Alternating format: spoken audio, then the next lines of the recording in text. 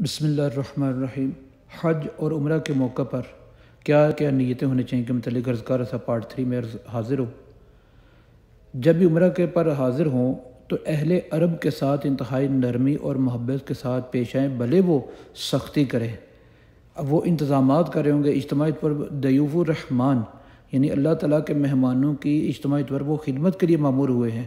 اب انہوں نے ہزاروں نہیں لاکھوں لوگوں کی میزبانی کا شرف حاصل کیا ہے۔ اب ایسے میں اگر ہم سمجھیں کہ ہمارے مزاج کے مطابق جو انتظامات نہیں ہیں تو ایسا نہیں کرنا چاہیے۔ اپنے گھر میں چھوٹا سا فنکشن ہو تو اس کے لیے ہمیں اتنے معاملات کو برداشت کرنا چاہیے، اور یہ تو ہے ہی ایسی بارگاہ کہ جس میں بالکل بھی دل میں ملال آنا ہی نہیں چاہیے، بلکہ ان کے ساتھ پیار اور محبت کے ساتھ پیش آئیں،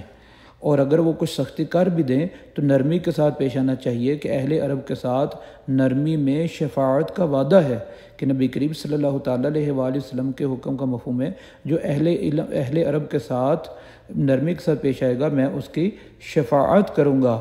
اور لوگوں کے بھیڑ بھاڑ کی وجہ سے، یعنی کہیں جوتا گم ہو گیا یا ویسے بھیڑ بھاڑ کی وجہ سے جسم کو کوئی تکلیف پہنچے تو صبر کروں گا، صبر کا دامن نہیں چھڑوں گا، کیونکہ حدیث پاک کا مفہوم ہے کہ جو شخص اپنے غصے کو روکے گا اللہ تعالیٰ اس سے عذاب کو روک دے گا۔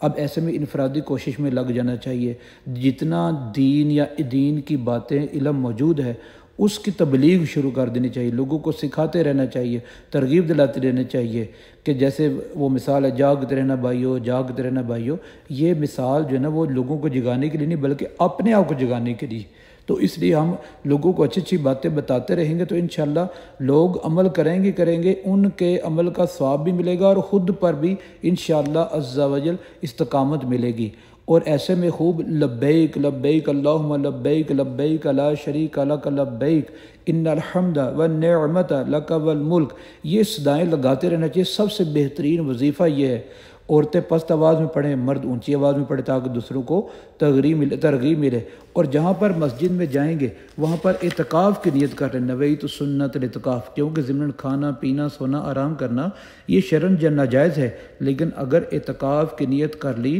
تو یہ سب امور جو ہے وہ نیکی میں شمار ہوں گے۔